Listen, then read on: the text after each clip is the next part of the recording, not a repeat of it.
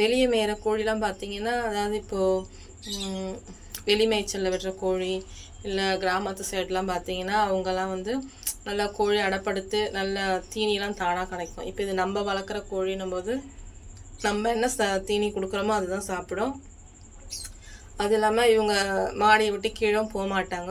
சுற்றி நம்ம க்ளோஸ் பண்ணியிருக்கனால மாடியில் தான் இருப்பாங்க.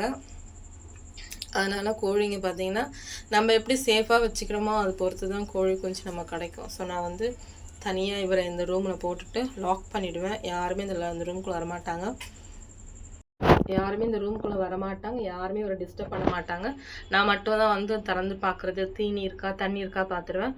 அதே போல் ஒரு நாள் விட்டு ஒரு நாள் அடையிலேருந்து எந்திரிக்காது. நம்ம தான் ஃபோர்ஸ் பண்ணி தூக்கி எடுத்து வெளியே விட்டாலும் அது கொஞ்சம் நேரம் கழிச்சு தான் இந்த பொசிஷனில் தான் உட்காந்துருக்கோம். நீங்கள் எடுத்து வெளியே விட்டிங்கன்னா இதே மாதிரி தான் படுத்துருக்கோம்.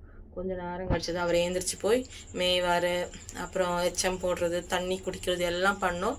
ஒரு 10 நிமிஷம் தான் மேக்ஸிமம். தானாக அதே உள்ளே வந்து திரும்ப முட்டை மேலே ஏறி படுத்துரும். ஸோ இதுதான் வந்து கோழி வந்து அடைப்படுக்கிறது. ஸோ சிம்பிளாக தான் நான் வந்து மெயின்டைன் பண்ணுறது. ரொம்ப பெருசாலாம் ஒன்றும் கிடையாது. என்ன ஒன்று இந்த ரூம் மட்டும் லாக் பண்ணுவேன். எதுக்குன்னா இப்போ திறந்து கூட வைக்கலாம். பட் என்ன ஆகுனா மற்ற கோழிலாம் வந்து இங்கே முட்டை போட ஆரம்பிச்சிடும். அப்போ இதுக்கு டிஸ்டர்ப் ஆகும், இல்லை முட்டையை மிதிக்கும். அதனால தான் வந்து லாக் பண்ணி வைக்கிறது. மற்றபடி பெருசாலாம் இந்த கோழிக்கு நம்ம எதுவும் சேஃப்டிலாம் ஒன்றும் கிடையாது. லாக் பண்ணி வச்சுடுவோம்.